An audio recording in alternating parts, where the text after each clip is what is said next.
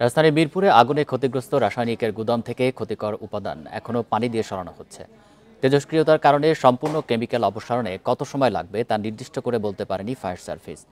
মানবদেহের জন্য ক্ষতিকর গ্যাস বাতাসে ছড়িয়ে পড়েছে এমন আশঙ্কায় আশেপাশের বাসিন্দাদের নিরাপদে থাকার পরামর্শ দিলেও সতর্কতা নেই দোকানদার ও এলাকাবাসীর।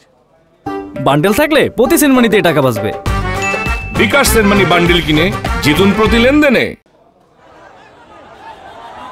মিরপুরের শিয়ালবাড়ি এলাকায় মঙ্গলবার বিকট শব্দে বিস্ফোরিত হয় আলম ট্রেডার্সের রাসায়নিক দ্রব্যের গুদাম। একের পর এক বিস্ফোরণে মুহূর্তে আগুন ছড়িয়ে পড়ে পাশের ভবনসহ চারিদিকে।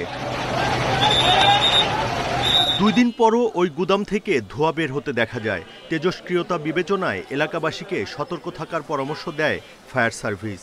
এই মুহূর্তে এলাকাটা খুবই বিপজ্জনক।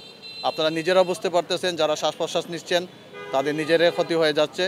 এলাকায় যাতে আপনাদের মাধ্যমে এলাকার জনগণকে বোঝানোর চেষ্টা করতেছে আপনারা নিরাপদ স্থানে থাকুন, দূরত্ব নিয়ে থাকুন, যাতে এই এনভায়রনমেন্ট অর্থাৎ পরিবেশটা দূষিত হয়ে গেছে গিয়া এটা মানব দেহের জন্য খুবই ক্ষতিকর হবে। ঘটনাস্থলের আধা কিলোমিটারের মধ্যে সবাইকে মাস্ক পরাসহ সতর্ক থাকতে বলা হলেও সচেতনতা নেই এলাকাবাসীর।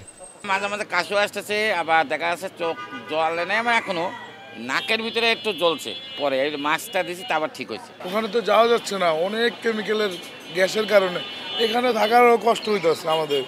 3 দিন ধরে আমাদের ব্যবসা বাণিজ্য বন্ধ।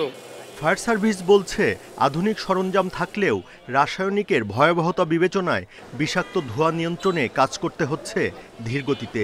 ব্লিচিং পাউডার, সোডা, সালফার এবং বিভিন্ন ধরনের অ্যাসিডের সংমিশ্রণে যে বিষাক্ত গ্যাস তৈরি হয়েছে তা মানবদেহের জন্য ক্ষতিকর হতে পারে।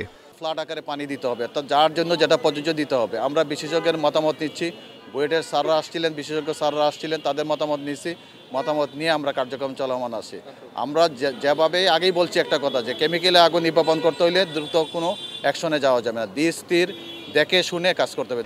মঙ্গলবার আগুনে নিহত হন 16 গার্মেন্টস কর্মী। আর রাসায়নিকের গুদামে কোনো মরদেহ আছে কিনা তা নিশ্চিত নয় fire service. Buddhadeb Kundu, independent news, Dhaka.